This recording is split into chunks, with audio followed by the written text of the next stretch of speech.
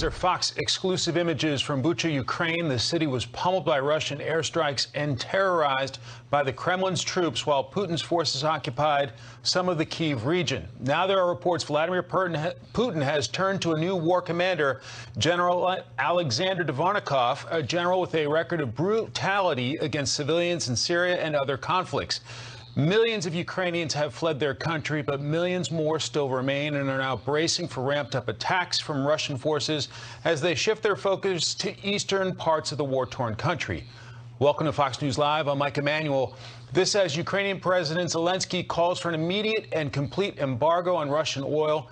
We have Fox team coverage with Aisha Hasny in the Poland's capital, Alexis McAdams in another part of Poland. But let's start off with Jeff Paul on the ground in Lviv, Ukraine. Hello, Jeff.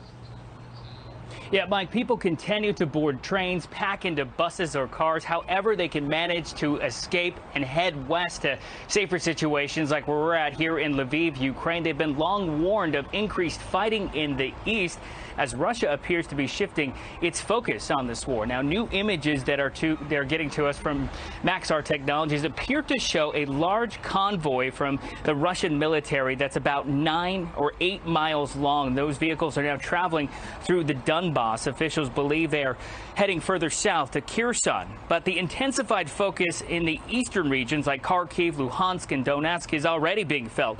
Russian missile strikes at a train station in Kramatorsk left more than 50 dead, 5 of who were children. Ukrainian officials say many of the thousands who were waiting at the train station were just trying to get away from the fighting, with some even saying this is yet more evidence of Russian war crimes. Many consequences. People are even more in fear and despair. This is one of the problems.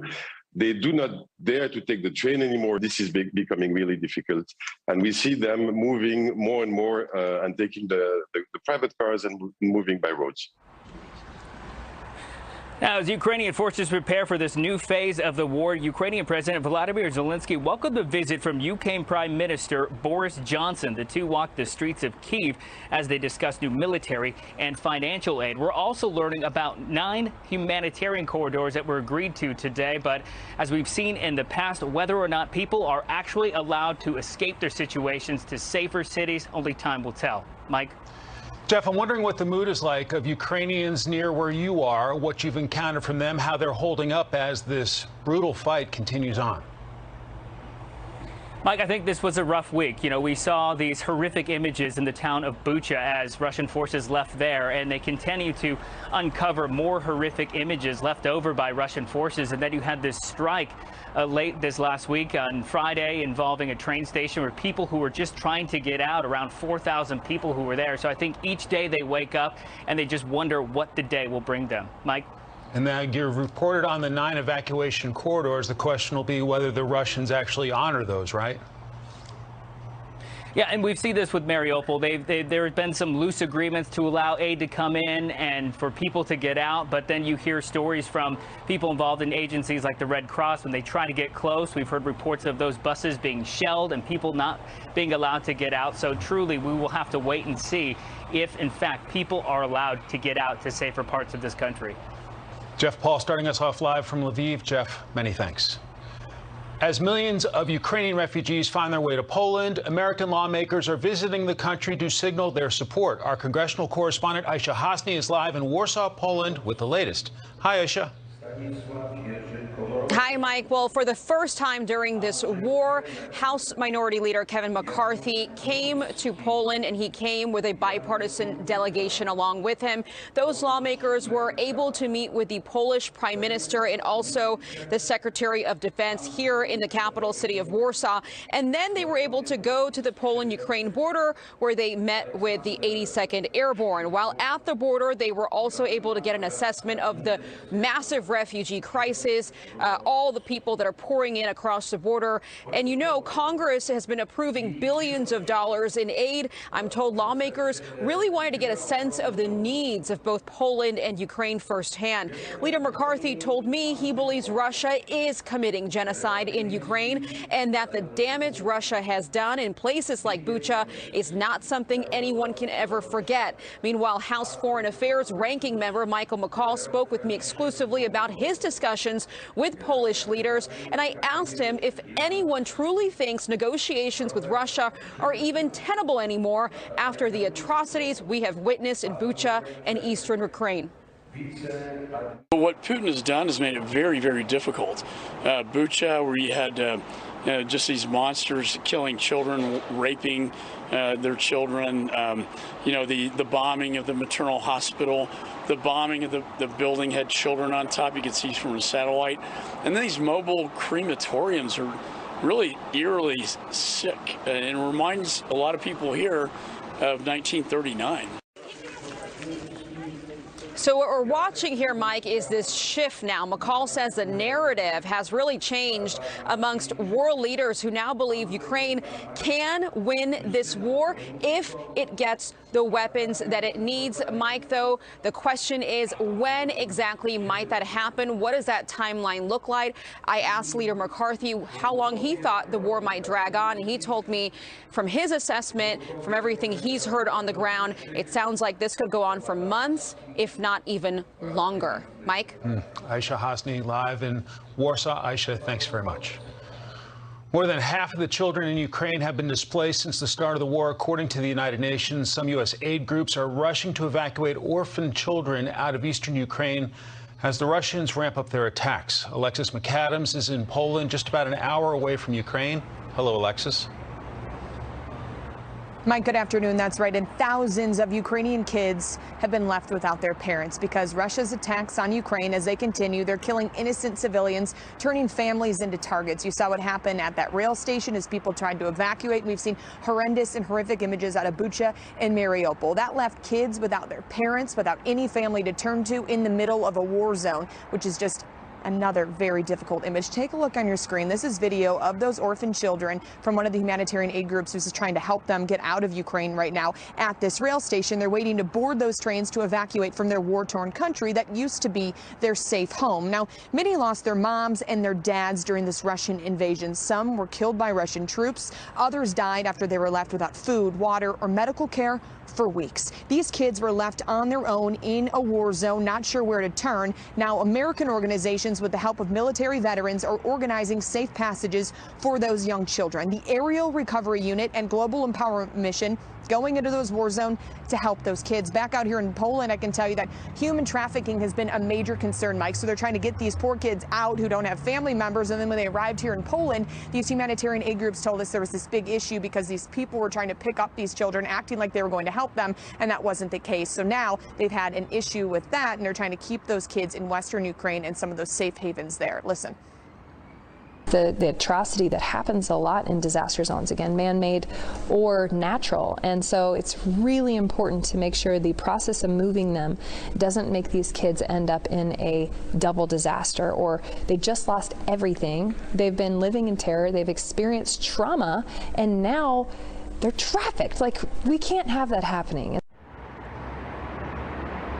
And that's why those groups are stepping in and going into those very dangerous war zones to get these kids out. The attacks have continued, though, as we've talked about, in Ukraine. So the number of refugees who are fleeing from that area has just continued to climb. Listen to this. UNICEF says a Ukrainian child has become a refugee almost every single second since the start of this war. Now, back out here live in Jeju, Poland, the refugee crisis in terms of speed and scale, we're told by UNICEF, is unprecedented since the Second World War. They're having so many people still leave Ukraine by the day, Mike, and here in Poland, they really are running out of room on where to put those refugees.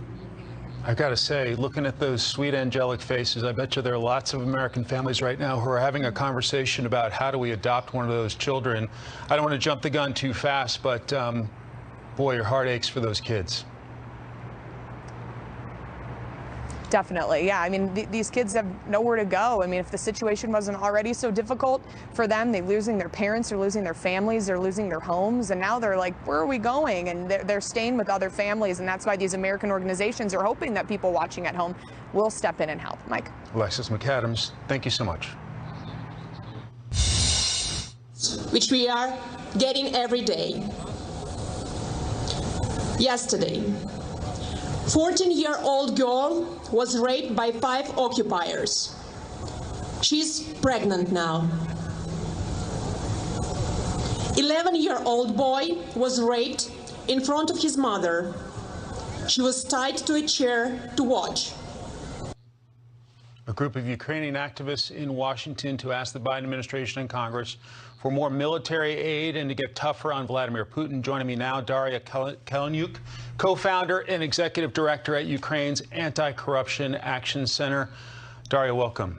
Thank you. So many Americans hearing about these atrocities are wondering, what more can the United States do? What is your message about what America can do during this terrible time in Ukraine? There is a difference of what America is telling they are doing and what is actually being done. Because we are hearing about $13.6 billion support to Ukraine. When we calculate what actually goes in what we need the most to Ukraine in weapons, it's just about 10–15%, $2 billion. And this is merely tactical weapon. It doesn't help us to prevent all these children from losing their homes, from losing their family members. To prevent that, we need really strategic, well-advanced weapon, and this is what Ukrainian army is begging for Americans.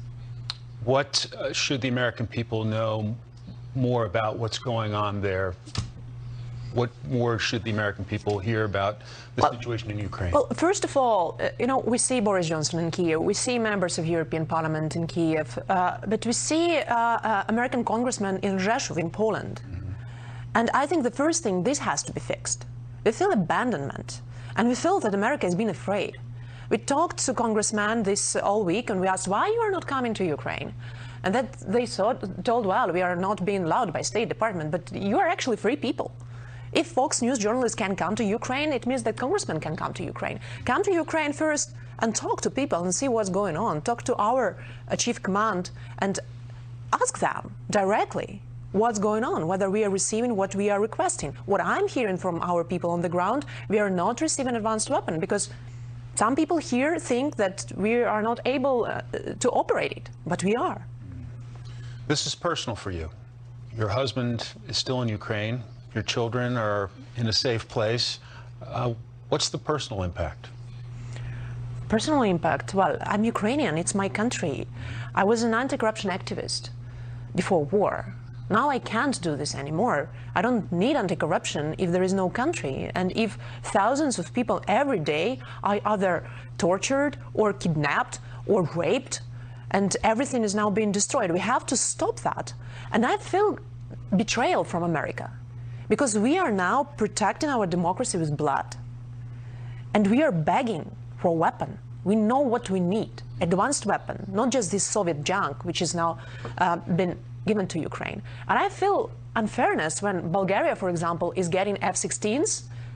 They never knew how to operate them, and Ukrainians are not getting F-16s because apparently we don't know how to operate them. Start training for Ukrainians. Lithuania now